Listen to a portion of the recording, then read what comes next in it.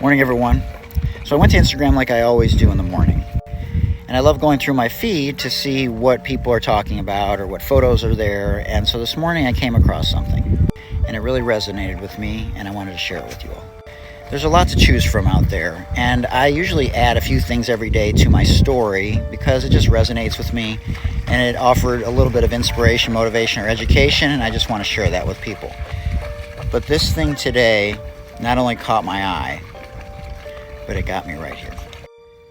And so I've had a lot of people on my Sports Deli podcast. It's an anti-racist equality podcast that talks about social injustice, white privilege, leadership, equality, and many other things about the intersection between race and sports and life.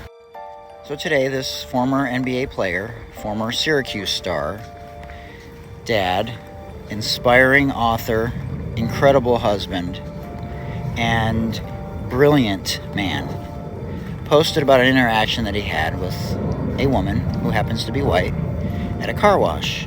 And she came up to him and shared with him how much, even though she disagrees with some of the things that he discusses or writes about or puts up on social media, that she respects him tremendously and thanked him for all the work that he's done in that space. And then she asked him a question.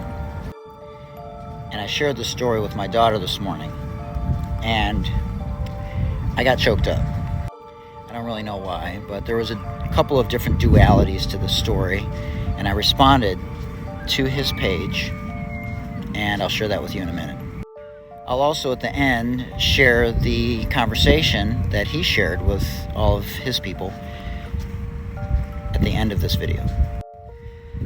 So he was very appreciative, and basically what she asked was, how come people are called Karens? Because to her it was a slur. Not the same way that the N-word is a slur, but it's a slur, and she was offended by it. So I didn't know this, but he proceeds to explain to her exactly what the origin of the word Karen means and where it came from. And I didn't know this, and this is where I started to literally tear up. He proceeds to thoughtfully explain that the word Karen comes from caring, and in the old days when people did not care and they cried wolf, that people would be lynched.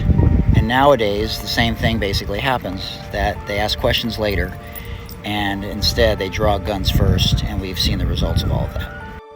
And after that interaction, she walked away. I don't know what she was thinking. Here's the first part, and here's the second.